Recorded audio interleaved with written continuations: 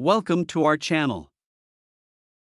How to fix Deco AX1500 not connecting with Android phones. Restart your phone. Deco. The very first step is to restart both your Android phone and the Deco AX1500 unit.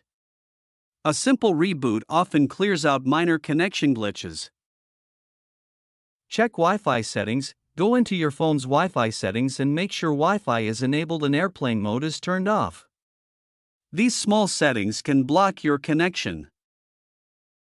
Forget and reconnect to the network. In your phone's Wi-Fi list, tap on the Deco network, select Forget, and then reconnect by entering the correct Wi-Fi password again.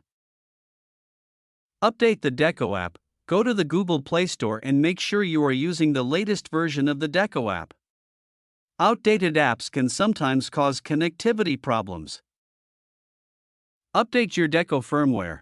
Open the Deco app and check if there are any firmware updates available for your Deco AX1500. Install them to ensure smooth performance.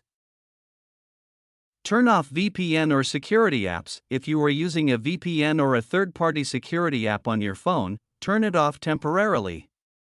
These apps can interfere with your Wi-Fi connection.